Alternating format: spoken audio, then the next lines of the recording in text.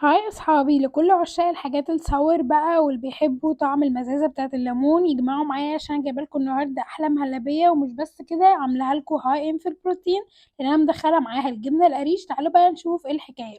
دي كل المكونات اللي انا هحتاجها. هحتاج نص كوبايه من اللبن وليمون وفانيليا، وهحتاج النشا. وطبعا الجبنه القريش هكون نقعاها قبلها بنص ساعه في الميه عشان تنزل الملح بتاعها.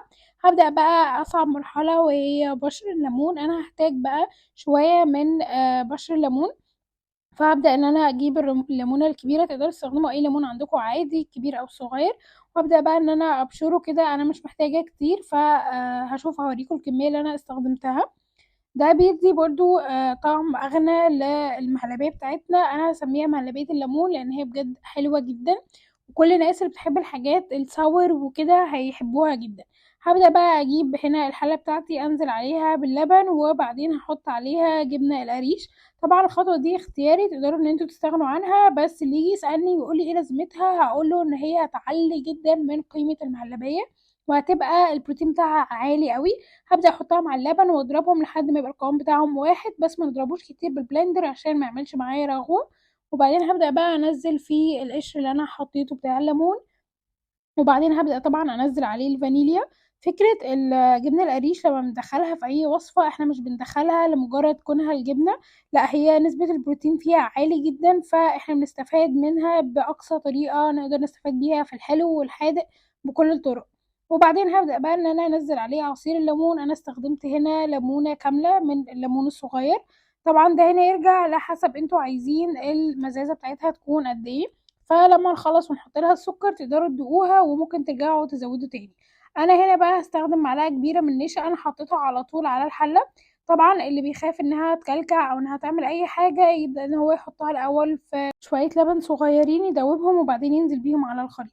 انا هنا كنت متحكمه فيها فما عملتش معايا كلاكيع ولا حاجه، وبعدين بدات ان انا اعملها بطريقه سريعه، ان انا اقلب بطريقه سريعه عشان ما يكلكعش مني.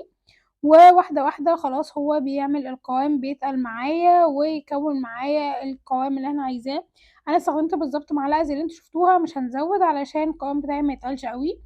هنا بقى وانا معلية عليه النار طبعا، او يعني حطاه على النار. بعدين بقى ببدأ ان انا اول ما يوصل معايا القوام اللي انا عايزاه اطفي عليه وابدأ بقى انزل السكر. انا استخدمت هنا سكر دايت، تقدروا تستخدموا اي نوع سكر او تحلوه بالعسل او تحلوه بالسكر العادي الطبيعي، وده يرجع حسب مين اللي هياكلها. زي ما بنقول على طول، لو في اطفال يا ريت ان احنا نحليها بالعسل او نحليها بالسكر، بلاش نحليها بالسكر الدايت.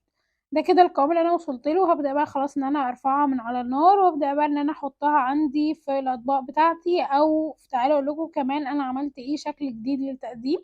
وطبعا ده لما يكونوا رايقين او حابين ان انتوا تقدموها بشكل مختلف. جبت بقى الليمون اللي انا استخدمته، الليمون الكبير اللي انا بشرته، استخدمت منه نص واحدة فضيتها. وبدأت بقى ان انا احط فيها الخليط. بجد حاجة كده رايقة قوي.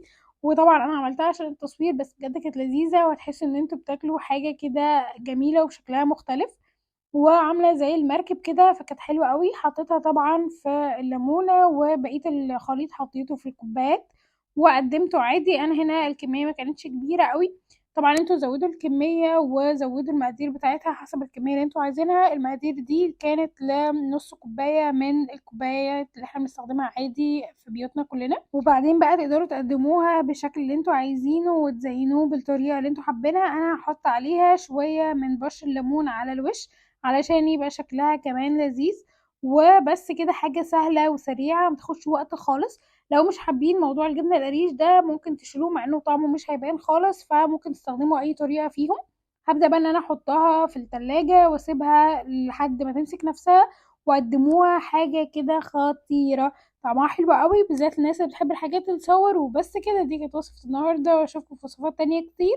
بس ما تنسوش بقى ان انتوا تعملوا لي لايك وشير وسبسكرايب، وهسيب لكم بقية الوصفات فوق. وبس كده، باي.